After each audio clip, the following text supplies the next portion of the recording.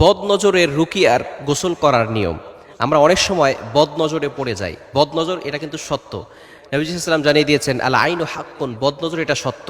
অনেক সময় দেখবেন আপনার ফসল খুব ভালো ফসল হচ্ছে, একজন মানুষ সেখানে এসেছে, আসার পরেই সেখান থেকে আর ফসল ভালো হচ্ছে না, ফসলগুলো নষ্ট হয়ে যাচ্ছে। একজন বাচ্চা তার খুব ভালো খাবার খাচ্ছে এবং তার স্বাস্থ্যও ভালো, হঠাৎ করে একটা লোক এসেছে, আসার পরে বলতেছে বাচ্চাটা তো খুবই ভালো, খুবই স্বাস্থ্যবান।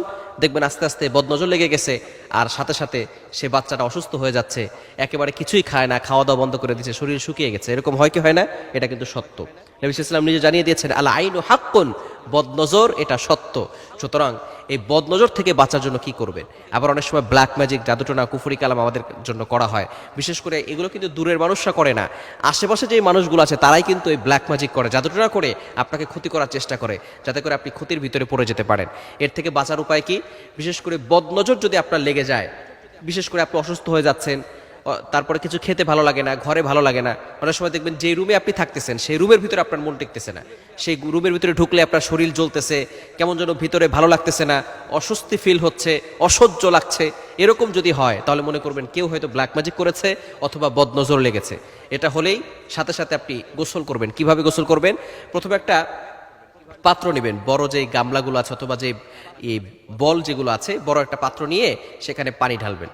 অবশ্যই আপনি অজু করবেন, অজু করে এই কাজটা করবেন এবং সেখানে পানি ঢালার পরে 2 হাত সেখানে রাখবেন, রেখে এরপরে সূরা ফাতিহা, 1 নম্বরে সূরা ফাতিহা পড়বেন 7 বার। প্রথমে দুরূদ শরীফ 7 বার পড়ে নেবেন, দুরূদ ইব্রাহিম যেটা আছে সেটা পড়বেন, দুরূদ শরীফ 7 বার, এরপরে সূরা ফাতিহা 7 বার, এরপরে হচ্ছে আয়াতুল কুরসি 7 বার, এরপরে সূরা ইখলাস 7 বার, সূরা ফালাক 7 বার, সূরা নাস 7 বার। এর আগে সূরা কাফিরুনটাও 7 বার করে পড়ে নেবেন। সূরা ফাতিহার পরে সূরা কাফিরুন 7 বার, সূরা ইখলাস 7 বার, এরপরে সূরা ফালাক 7 বার, সূরা নাস 7 বার।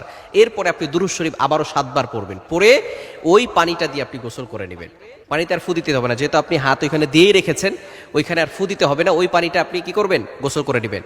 অবশ্য আমাদেরকে খেয়াল রাখতে হবে, এই আমলটা কিন্তু টয়লেটের ভিতরে করা যাবে না। বিশেষ করে বর্তমানে অ্যাটাচড টয়লেট হয়েছে, প্রত্যেকটা ঘরের সাথে সাথে টয়লেট, বিশেষ করে ফ্ল্যাটে যারা থাকে ঘরের সাথে সাথে টয়লেট, সুতরাং টয়লেটে বসে কিন্তু কোনো দোয়া পড়া যাবে না। এভাবে গোসল করবেন, ইনশাআল্লাহ আল্লাহ পাক রব্বুল আলামিন অবশ্যই এই বদনজর থেকে, কুনজর থেকে, হিংসুক চোখ থেকে আল্লাহ তাআলা আপনাকে হেফাজত করবেন। অনেক সময় দেখা যাচ্ছে যে আমরা এটা করার পরে সুস্থ হয়ে আবার খারাপ হয়ে যায়। এটা কেন? কেননা আমরা শরীর বন্ধ করে রাখি না। 5 ওয়াক্ত নামাজ আপনাকে মাস্ট বি পড়তেই হবে।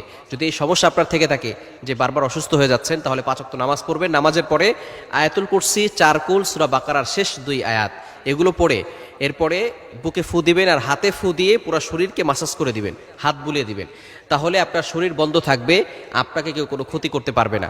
আল্লাহ পাক রব্বুল আলামিন আয়াতুল কুরসি পড়ার দ্বারা আপনার জন্য একজন ফেরেশতা নিযুক্ত করে দিবেন। এই ফেরেশতা আপনাকে 24 ঘন্টা 24 আওয়ার্স আপনাকে হেফাজত করবে, প্রটেক্ট করবে, হেফাজত করবে।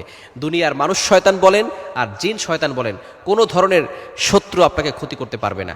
এজন্য এই আমলগুলো করলে আল্লাহ পাক রব্বুল আলামিন বিপদ থেকে, বালা মুসিবত থেকে এবং বদনজর থেকে আমাদেরকে হেফাজত